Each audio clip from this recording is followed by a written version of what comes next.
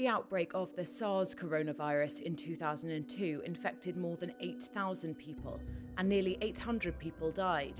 Almost 2 decades later, the outbreak of a new coronavirus, named by the WHO as COVID-19, has created a healthcare crisis unseen in a generation.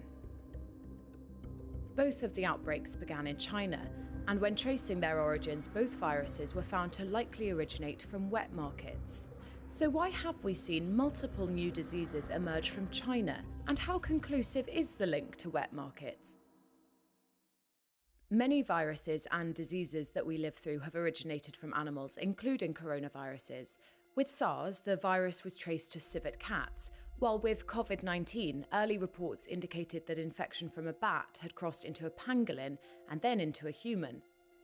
The precise location had been narrowed down to a specific wet market in Wuhan. However, those early studies have since been brought into refute. It remains unclear and unlikely that a pangolin was involved. In addition, the established timeline of the outbreak, which enables researchers to identify a specific wet market, is also under question. It seems most likely that bats were the original carriers, but other details are unclear. Back in 2003, at the coronavirus outbreak that occurred in China, it was not understood immediately what had happened. So the Chinese took this very seriously, and towards the end of the outbreak, they began to do some studies in the animal markets in China. Hello, I'm Kristian Baxter. We have done some digging. We have spoken to a range of different people about their experiences and what they have seen of the events of 2020. This is what they have said. How do you think this past year has been, and do you think the governments have handled COVID well? If not, tell us what they could have done better, what you personally would have changed. Well, I think they could have done everything better. I think it's just been a complete year. The whole last 12 months has just been confusion and fear, which have been put out from the government to everybody. So we've got a lot of people having really bad mental health problems because they are not giving anybody any direction. And a lot of people believe in the system and they're looking for them to give them direction, and they can't. It's very obvious that some of what they're doing is just completely reactionary with no forward thinking or planning. Yeah. I don't believe the country's ever been locked down. So I don't know how they said to want to try to stop anything. It's like, how do I feel about the whole situation? I don't know, because the information's so you don't know. But if it is what it is, and they want to try and do something, then if you are going to lock down the country, why don't you lock it down? So it's never been. My partner's worked all through it. We've worked lots of things running around.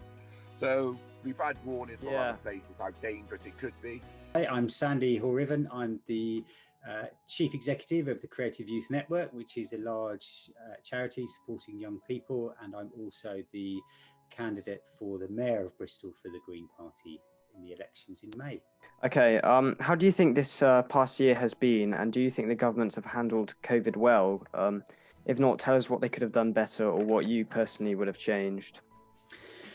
Oh gosh, I mean, it's been a huge upset, hasn't it? It was very unexpected. I don't think almost every country has been taken by surprise. So it's been a huge crisis that actually has hit everybody in a really difficult way, and turned many people's worlds upside down. I think our government, if I look at a comparison to other nations, I think we dithered during the beginning. We didn't lock down soon enough. I think they didn't see how serious it was going to be, nor did they plan really in the long term either. So they started to unlock us all in the summer and get us to go out and eat at restaurants and pubs and bars and things, which of course made it worse.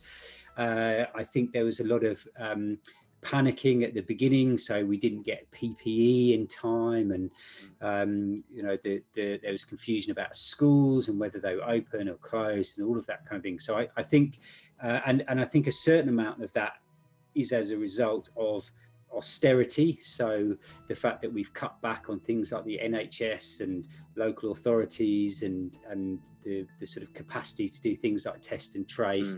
That, along with a government that was really reluctant to lock anybody down and really didn't see the seriousness of it, meant that actually we ended up much worse off than other countries, even other equivalent European countries. Our death rate and our case rate has been far, far higher.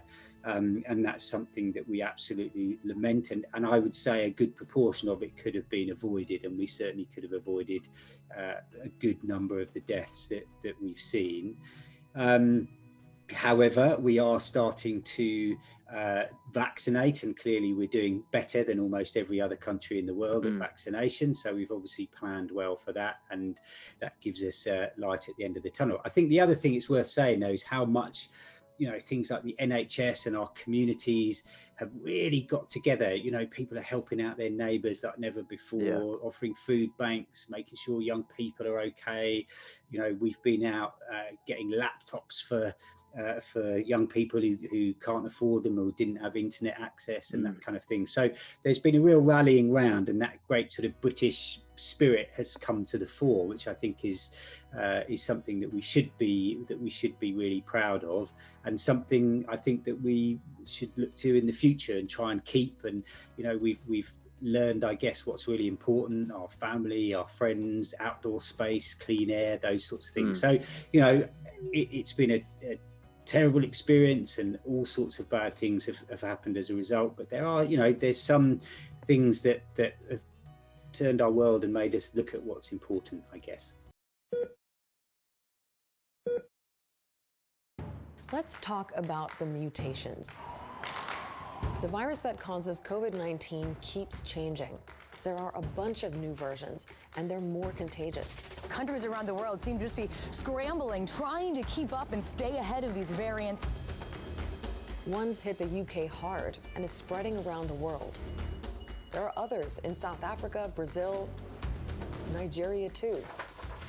But should we be worried?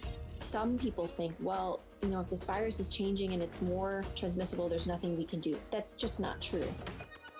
So how big a problem are these mutations? Will the vaccines still work?